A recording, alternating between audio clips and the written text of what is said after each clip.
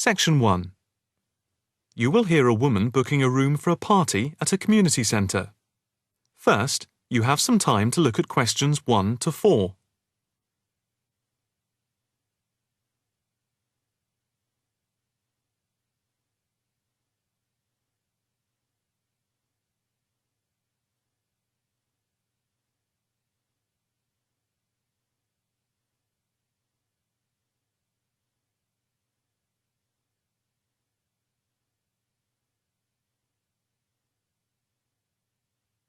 You will see that there is an example which has been done for you. On this occasion only, the conversation relating to this will be played first. Hi, good morning. My name's Pete. How can I help you? Hi, my name's Maria Lincoln. I understand you hire out rooms in the community centre as venues for parties? The woman's first name is Maria. So, Maria has been written in the space. Now, the test will begin. You should answer the questions as you listen, because you will not hear the recording a second time. Listen carefully and answer questions 1 to 4. Hi, good morning. My name's Pete. How can I help you? Hi, my name's Maria Lincoln. I understand you hire out rooms in the community centre as venues for parties? Yes, we do. We've various sized accommodation. It depends on what you're looking for, really. We're looking to hold a party, a children's birthday party, and we need a room that will hold about 70 people, with space for a small disco area, games, dancing, and food. Well, we have a large room, and it would certainly hold at least 100 people comfortably. It's used a lot for parties and things like that. That sounds as if it might be suitable. I've tried various venues, and they're either booked up or they don't hold enough people. Can you tell me when you were thinking of holding the party? I know it's short notice, but we wanted to hold it Saturday week. That's September 15th. Let's have a look. Yes, you're in luck. The Mandela suite is free then. I'll just write that down. M-A-N-D-E-L-A. And the time. When were you thinking of holding it? In the afternoon, from 3:30 p.m. to 9 p.m. Yes, okay. There's no smoking on the premises, and we're only licensed to have soft drinks. That's okay. I think I'm happy to go ahead. Before you hear the rest of the conversation, you have some time to look at questions 5 to 10.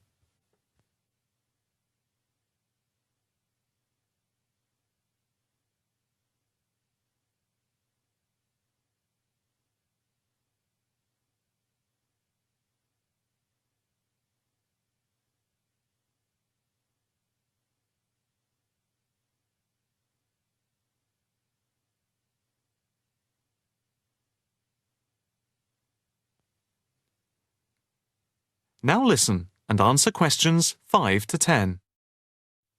Can you just give your postcode? Yes, it's PA5 7GJ. Fine. And the flat and street number? It's flat number 40, and the street number is 35. Okay, so that's flat 40, 35 Beaches Street. Yes, that's right. And a contact number? My landline is 223279 with the code. But I'll give you my mobile number, which is 07897 293381. Okay, 293381. Can you tell me how much it will cost? It's quite reasonable, actually. It's £115 for the hire of the room, with tables and chairs. But if you want to hire disco equipment, we've got a basic system with speakers and other equipment for £25. But there is no technician around in case anything goes wrong. And of course, it's optional. That would save us carting something from home, but Maybe we should bring a spare sound system just in case. We've never had any problem with the system, but you might not want to take any chances. What about catering? Well, we had thought of getting everyone bringing something. We have someone who can do catering for £9 a head, including the cake if required. That's handy, but it's a lot as we have a fairly tight budget. So, you want to go ahead with the booking? Yes, certainly. OK. I need to take a deposit of £30, which is refundable. The balance needs to be paid 2 days before the event at the latest. Fine. You can cancel up to 2 days before, but after that you lose the deposit. We don't intend to cancel, but is there any insurance we can take out? Yes, there's a form here somewhere. How much?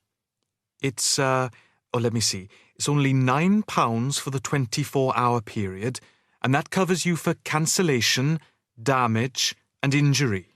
Well, at least we'd better have a look at it. How would you like to pay the deposit? Cash. I'll just give you a receipt. There you are. 10, 20, 30. £30. Maria Lincoln. Thank you very much. I'm really glad I found somewhere. We have been trying to book a place for the past 2 weeks, so thank you again, and bye for now. That is the end of section 1. You now have half a minute to check your answers.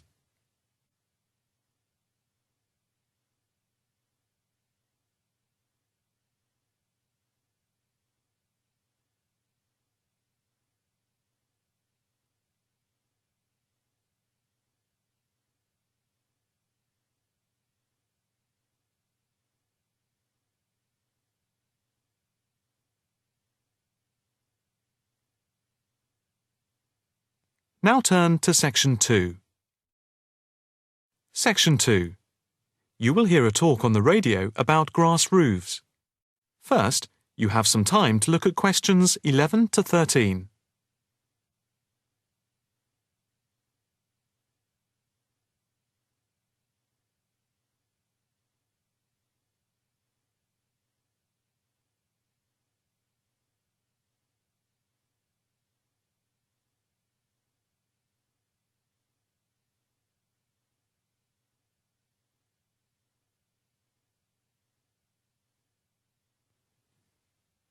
Now listen carefully and answer questions 11 to 13.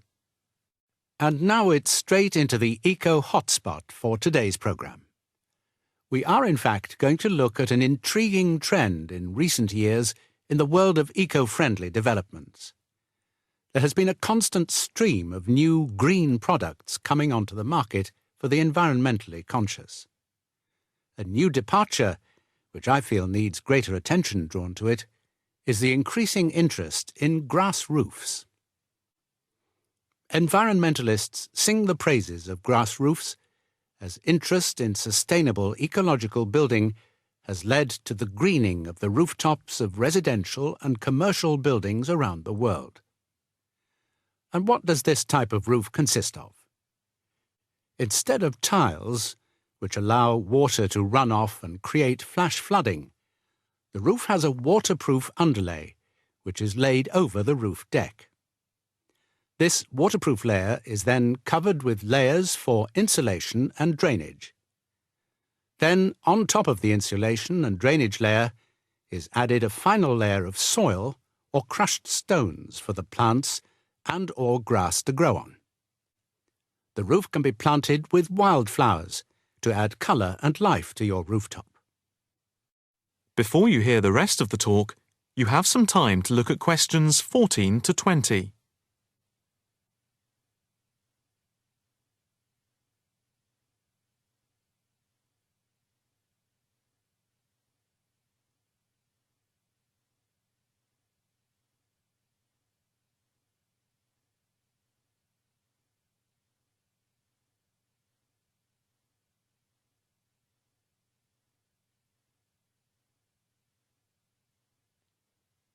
Now listen carefully and answer questions 14 to 20.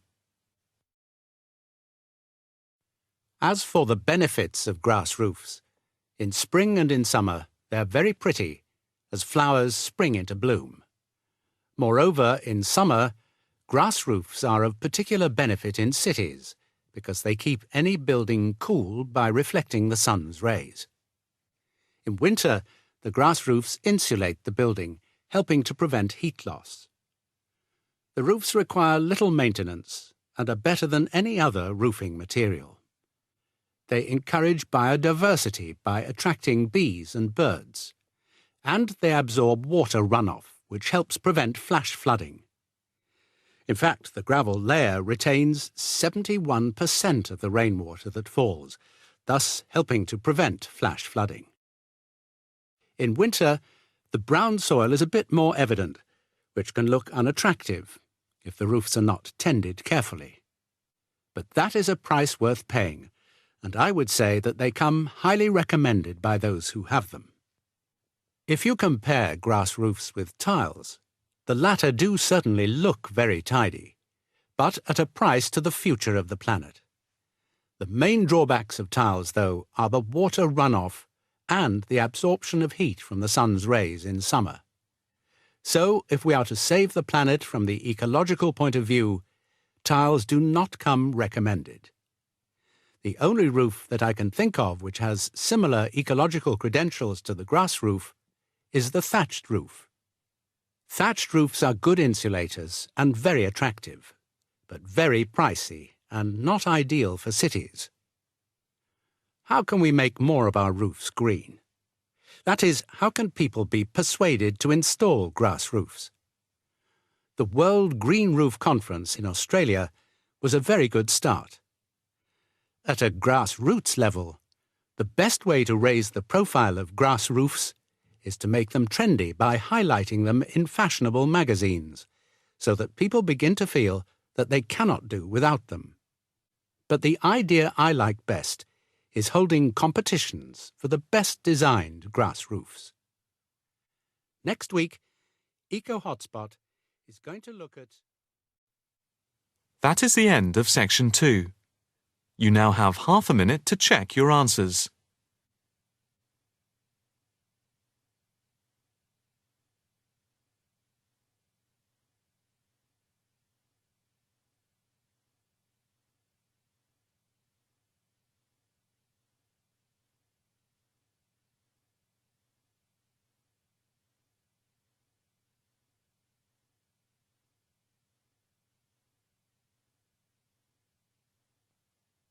Now turn to section 3.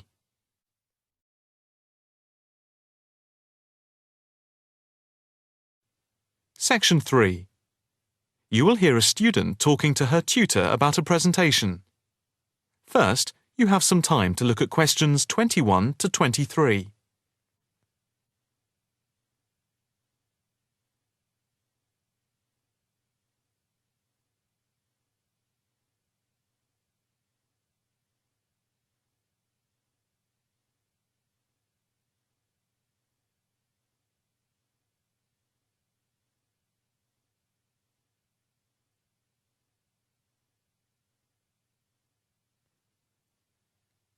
Now listen carefully and answer questions 21 to 23.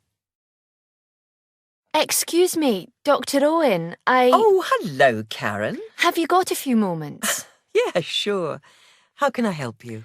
Well, I've had difficulty finding data on the original question, and I was wondering if I could change my paper to Investment in Knowledge, comparing some European countries with the United States, and then with others throughout the world, including the OECD average.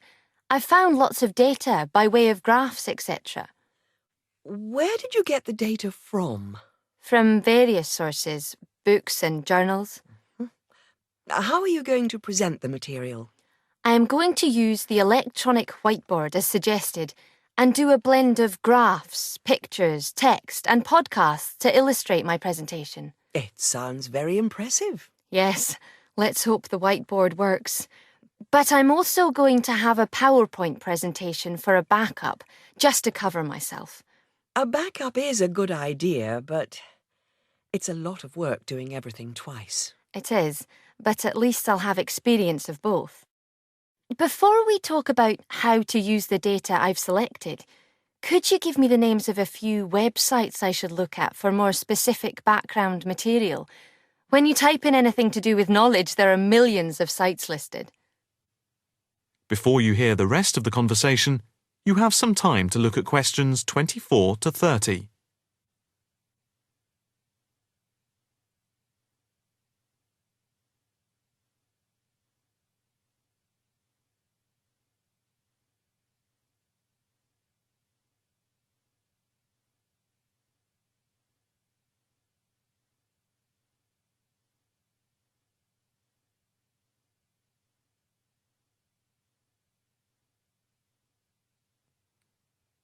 Now listen carefully and answer questions 24 to 30. Let's see. Oh, I'll print you off this list.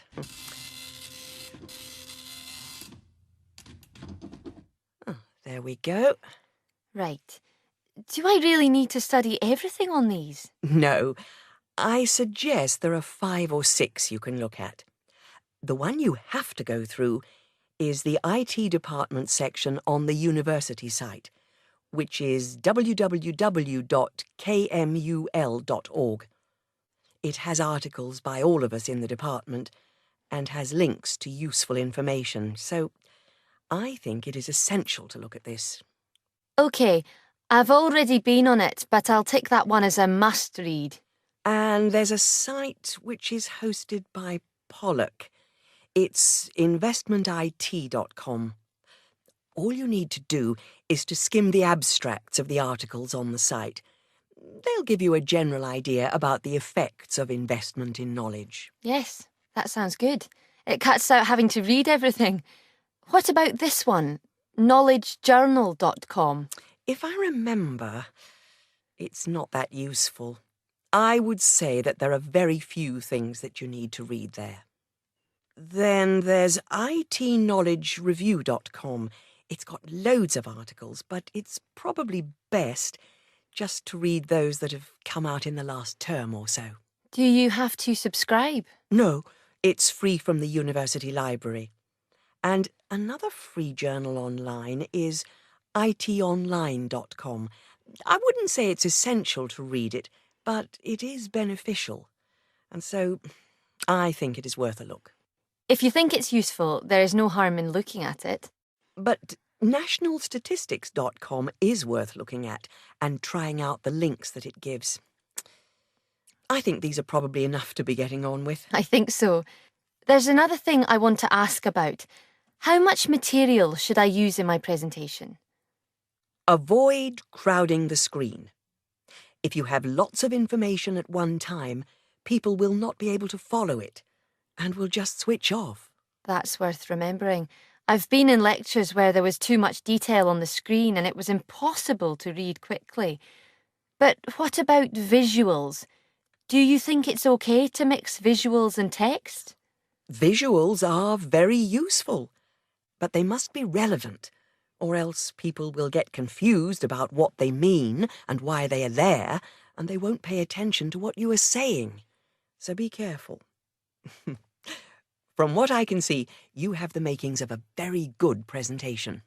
Thank you. That is the end of section 3. You now have half a minute to check your answers.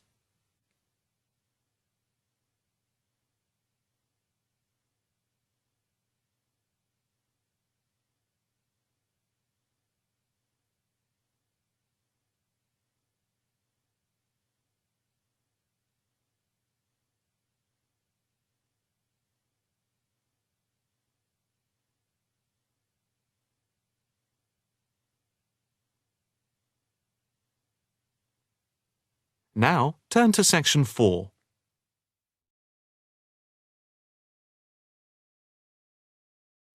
Section 4. You will hear a talk on the work of a printing department at a university. First, you have some time to look at questions 31 to 40.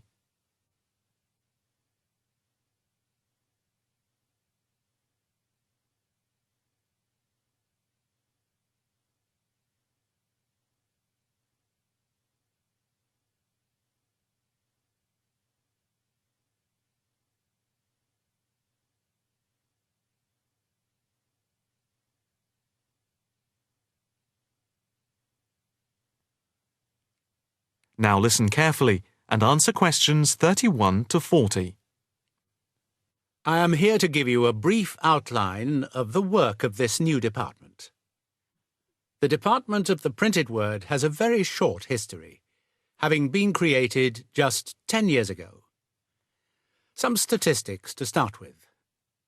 The first intake of undergraduate students consisted of 20 students, which rose to 37 in the second year. And we now have about 50 in the first year, doing a wide range of courses, full and part-time. We have a thriving research department, with 17 students on the taught MA course and 7 students doing research full-time. In all, we have 9 full-time lecturers and 16 part-time lecturers who work mainly, but not exclusively, in our evening department. Of the total student body, approximately 21% are from outside the country, a number which has been increasing steadily over recent years. Although students from overseas have to reach a minimum level of competence in English before they follow a course at the university, some may require remedial help with their English, and we can offer help through the Student Support Services as part of the general assistance given to all students. For home students, both graduate and undergraduate, there are bursaries to help with travel and accommodation, for which I would advise you to contact Mrs. Riley at the end of this session. Increasingly, we are forging external links with organisations in the publishing world, and we have been very fortunate in that we have received money to sponsor not just various students within the department, but also technicians and lecturers.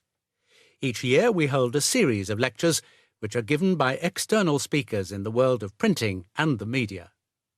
The series of workshops that you see around you have been built thanks to a very generous donation which has allowed us to develop our facilities for bookbinding and restoration. Now, the main work of the department relates to teaching the mechanism of printing. And as most printing is now so highly technological, all our students have to be computer literate. For those of you who are interested in taking a module in this department from another department, and who feel that you may not have the necessary computer skills, don't let the technology put you off. We have a number of specialist technicians who can support and deliver crash programs in the computing technology required. As long as you can switch on the computer, you are halfway there. We have what can only be called state-of-the-art facilities, especially for those wishing to move into the publishing world, working not just as printers, but also in editing, page design, layout, and bookbinding. With the extensive facilities we have for book restoration, some of our former students are now employed as expert book restorers and conservationists, skills which were once almost dying out. In the display, you will notice samples of work on book cover design, and as well as having all the necessary computer programs for dealing with printing, we have some old printing presses. Despite being largely a modern department, we do have an increasing interest in research into the history of the printed word, ranging from early European to Chinese and Japanese printing techniques. We have in fact some very well-known experts on early printing in Europe in the 15th and 16th centuries. If this area appeals to you, you can talk to Dr. Fred Clare afterwards. From China, we're lucky to have as a visiting lecturer Dr. Yu, who is an authority on early Chinese manuscripts and printing machines. If you are thinking about doing a module with us, or you are interested in doing research after you have finished your first degree, the person to talk to is Professor Clarkson, who will be able to give you all the details. For postgraduate research, you should really be thinking about applying now, even though we are only in December, as the department now attracts large numbers of people, and we always have many applications for each research position. That is the end of section 4.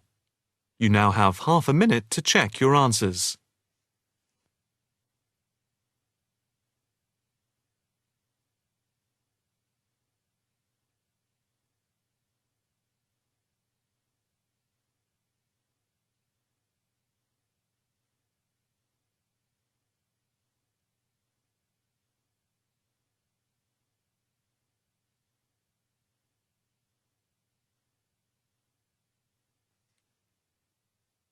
That is the end of the listening test. You now have 10 minutes to transfer your answers to the listening answer sheet.